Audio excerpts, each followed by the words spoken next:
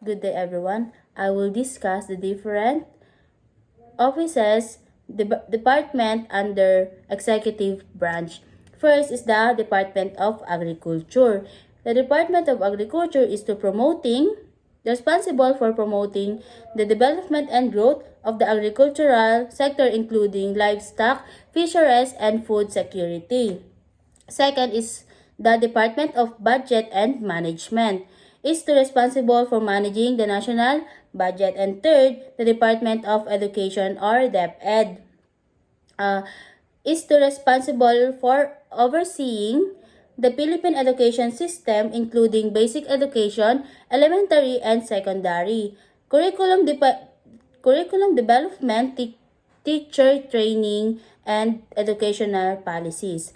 Fourth is the Department of Energy or DOE is responsible for promoting the development and utilization of energy resources in the Philippines, including oil, gas, renewable energy, and energy efficiency programs.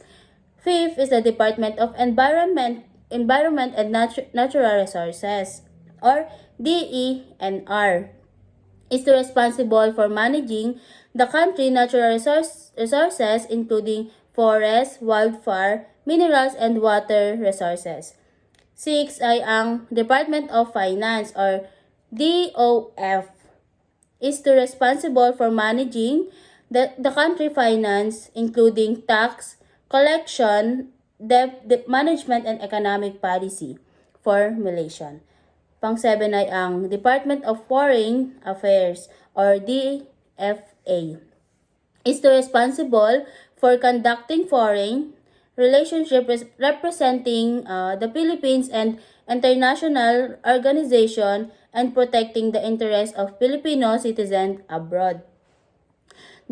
Yung number 8 ay ang Department of Health or DOH is responsible for promoting public health, providing healthcare services, and managing health emergencies and outbreaks. Number 9 is the Department of Human Settlements and Urban Development or DHSUD is responsible for promoting sustainable human settlements, providing affordable housing, and developing urban planning policies.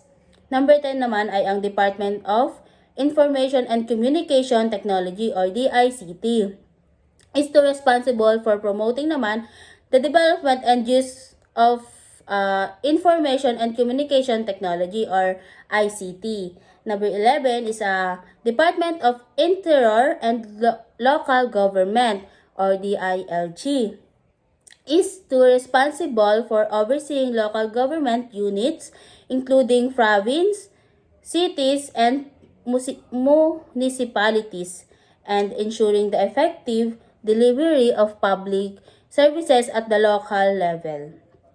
Number 12 is the Department of Justice or DOJ is responsible for upholding the rule of law. Okay, number 13 is the Department of Labor and Employment or tinatawag na DOLE is responsible for promoting employment opportunities and protecting the rights of workers. Number 14 is the Department of National Defense or DND is responsible for defending the country from external threats and providing national security. Number 15 is the Department of Public Works and Highway or DPWH is responsible for planning, constructing, and maintaining infrastructure projects or such as roads, bridge, and the buildings. Number 16 is Department of Science and Technology or DOST is responsible for promoting scientific research and development, technological innovation, and the application of science and technology for national development. Number 17 is the Department of Social Welfare and Development or DSWD is to responsible for providing social welfare services to vulnerable population, including the poor, elderly, children, and person with disabilities. And next, the Department of Tourism or DOT is responsible for promoting tourism in the Philippines, developing tourism infrastructure and attracting foreign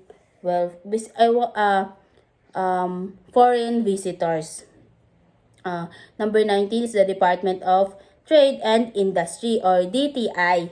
Is to responsible for promoting naman trade and industry in the Philippines. And number 20 is the Department of Transportation or DOTR. Is to responsible for developing and managing the country's transportation system, including roads, railways, and airports and seaports. Seaports. Number 21 is the Department of Water Resources or DWR. Is to responsible for managing and developing water resources in the Philippines, promoting water conservation, and ensuring water security. That's all. Thank you.